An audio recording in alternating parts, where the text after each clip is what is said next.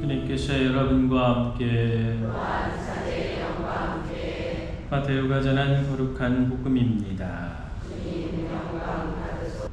그러나 어떤 것들은 좋은 땅에 떨어져 열매를 맺었는데 어떤 것은 100배, 어떤 것은 60배, 어떤 것은 30배가 되었다. 귀에 있는 사람은 들어라. 주님의 말씀입니다. 오소서 성령님.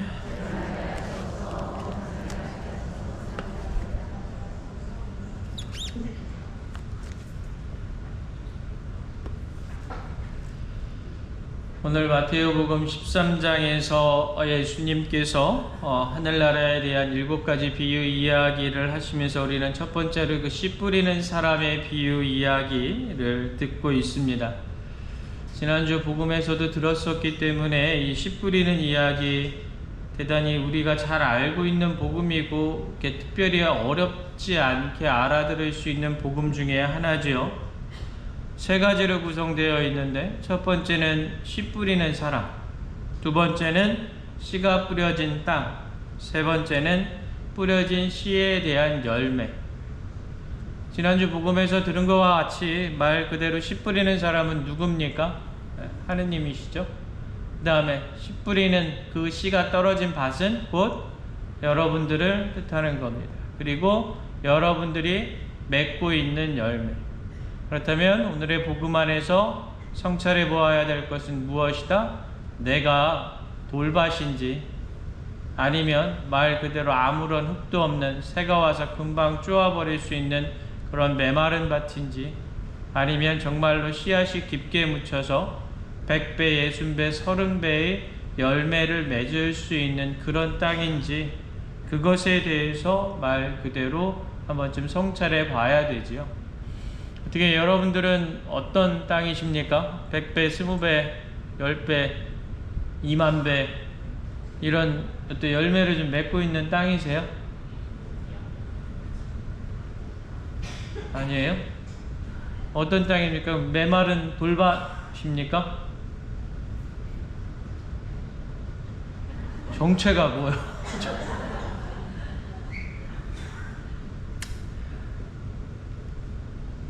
크게 생각을 해봐서 역사의 교회 안에 보면 예수님을 따르던 무리는 단 한 명도 남김없이 흩어졌었죠. 예수님이 돌아가신 후에.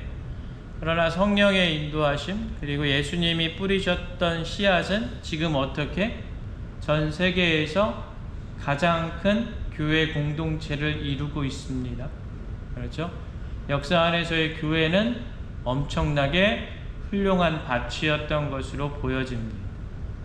그렇다면 그 오늘날의 교회, 그 역사를 만들어가는 오늘날의 교회는 어떠할까?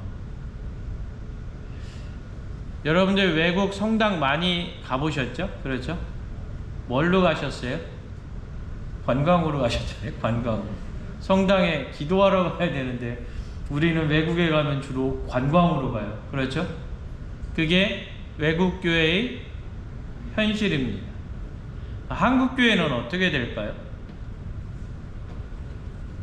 둔산동 성당이 2014년에 비해서 2023년에 0세에서 20세까지의 전체 숫자가 얼마로 줄었냐면 5분의 1로 줄었어요.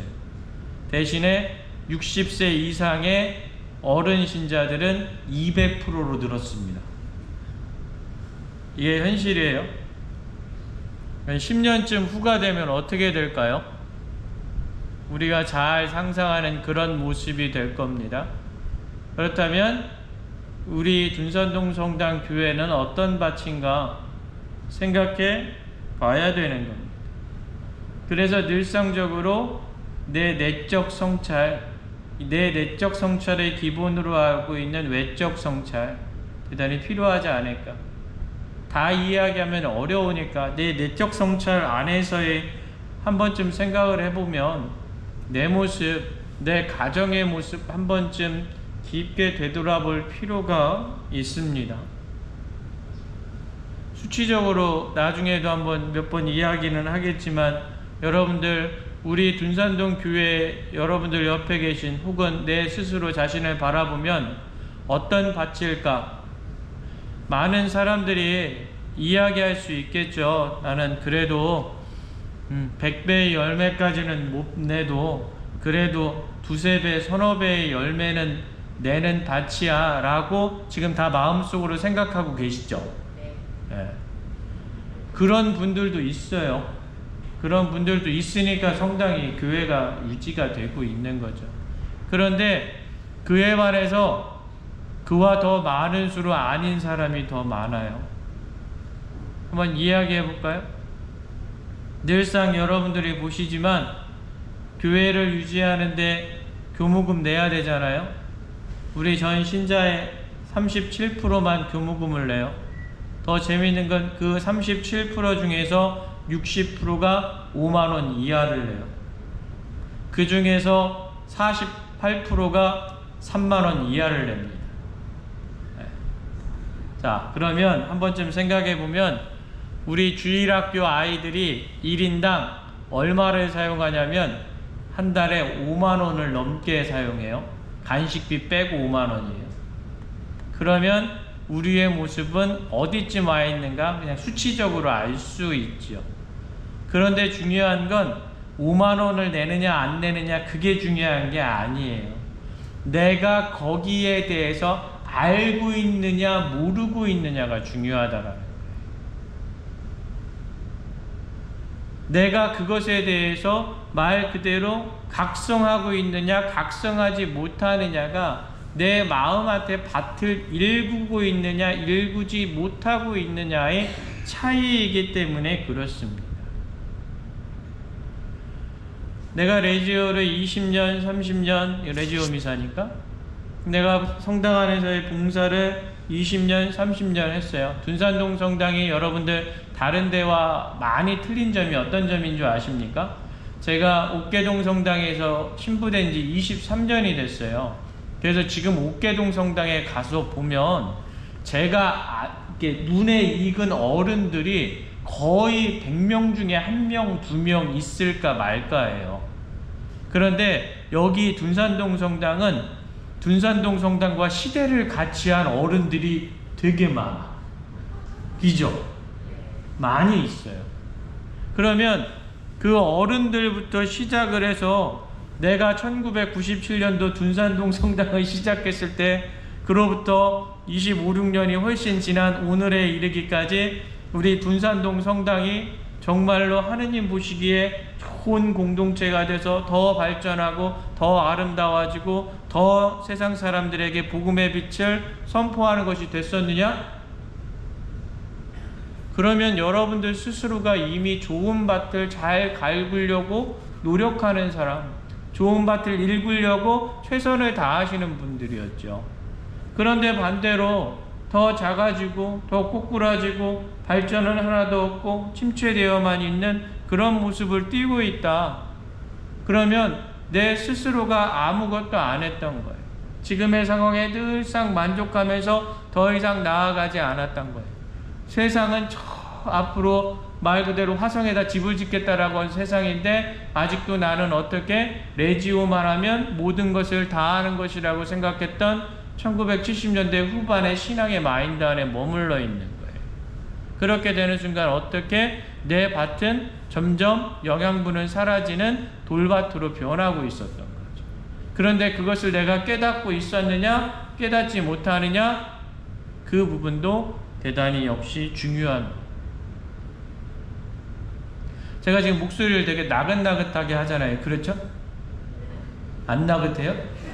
더 나긋나긋하게 해야 되나? 네.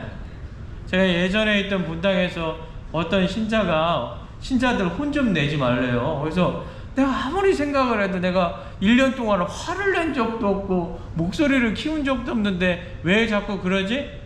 그랬더니 하는 얘기가 뭐냐면 지금과 같은 얘기를 했기 때문에 그렇대요. 그러면 어떻게? 교무금 10,000원을 내도 어이구 잘했어 우쭈쭈쭈쭈 그걸 해야 되나? 어? 아무것도 안 하고 주일미사 겨우 한 달에 한 번 나오면 어이구 한 번이라도 나왔네 다행이네 이래야 되나요? 아니잖아요. 그렇죠? 내 안에서 성찰하고 내 안에서 늘상적으로 바뀌어야 되는 쇄신의 모습이 있음에도 불구하고 우리의 모습들은 늘상적으로 내가 하고 있는 것이 다 괜찮은 것처럼 칭찬받기를 원하는 경향들이 많이 있어요. 나도 모르는 사이에 이미 새들이 와서 쫓고 있는 밭으로 변해버린 것. 지금 이 이야기를 들으셨던 분들 중에 80%는 지금 못 알아들을 거예요. 변해버렸기 때문에 그렇습니다. 애써서 여러분들 물 주고 말 그대로 이번 장마만큼이나 폭우를 쏟아 부어야 내 마음 안에 있는 그 돌밭에 습기가 스며들 겁니다. 그런 노력하지 않으면 대단히 어렵습니다. 둔산동 성당이 그래도 대전에서 큰 성당이다 라는 것을 유지할 수 있는 가장 근원적인 요소는 무엇이었을까요? 통계적으로 보면 딱 하나입니다. 학원이 많아서. 신앙을 열심히 살아서, 신앙적으로 엄청나게 훌륭한 공동체여서, 신앙적으로 모든 이들에게 모범이 되는 성당이어서가 아니라 주변에 학원이 많아서, 그래서 끊임없이 사람들이 애들 교육시키려고 밀려드니까. 그런데 그와는 반대급부로 어떻게? 엄마가 오늘은 시험 본다고 주일학교 가지 말래요 라는 말이 일상화되어 있는, 그것이 아무렇지도 않은 것이 되어버려요. 의뢰의 시험 기간이 되면 주일 미사를 빠져도 되는 그런 아이들을 우리들이 양산했다는 그 결과가 오늘날의 결과라는 것. 그런데 우리는 어떻게 그것에 대해서 단 한 번도 성찰하지 않았습니다. 단 한 번도 예수님께 제가 그렇게 아이들을 교육시킨 것에 대해서 죄송합니다 라고 이야기한 적이 별로 없었어요. 결혼할 때 대해서 부인 따라서 개신교 가겠다고 하니까 그제서야 내가 교육을 잘못 시켰던 것 같습니다 라고 와서 이야기는 하는데 그것도 표면적이에요. 이게 오늘날 우리들의 모습입니다. 둔산동만이 아니라 정말로 모든 성당들 안에서 점점 더 커져가고 있는 엄청난 교회 안의 현실입니다. 결국에 내 안에서 깊게 성찰하고 반성하고 노력해야 됩니다. 애써서 노력하지 않으면, 농부가 애써서 땅을 일구지 않으면 어떠한 결실도 맺을 수 없듯이 나도 신앙 안에서 정말로 애써서 노력하셔야 됩니다. 힘듭니다. 어렵습니다. 쉽지 않습니다. 늘상적으로 유혹에 시달리게 되고 말 그대로 내 안에서 희생을 강요당하게 됩니다. 그런데 그게 신앙입니다. 늘 기쁨만, 늘 위안만, 늘 평화와 늘 안락만 원하는 것은 그것은 신앙이 아닙니다. 한 번쯤 깊게 생각을 해 보셨으면 좋겠습니다. 우리 이제 본격적으로 이제 휴가들 가시고 여러 가지 하실 텐데, 휴가 가서 정말로 내 안에서 좋은 힐링, 좋은 모습들 잘 찾아갖고 오면 좋은데, 어느 순간인가 그 휴가가 신앙과 괴리되는 순간으로 변화되고 있는 경우들도 많이 있거든요. 휴가 갔다 와서 신앙을 잃어버리는 경향들도 많이 있거든요. 그래서 어떻게 보면 그 나의 얕은 믿음의 부분들에 대해서 더 깊게 한 번쯤 생각해 보셔야 되지 않을까 싶습니다. 신앙 깊은 우리 어른들 여기 되게 많이 있습니다. 내가 살아왔었던 그 신앙 반드시 나의 후배들에게 전달해 주실 수 있어요. 그러려면 더 깊은 신앙의 모범을 보이실 수 있어요. 그것을 부탁드리도록 하겠습니다. 잠시 묵상합니다.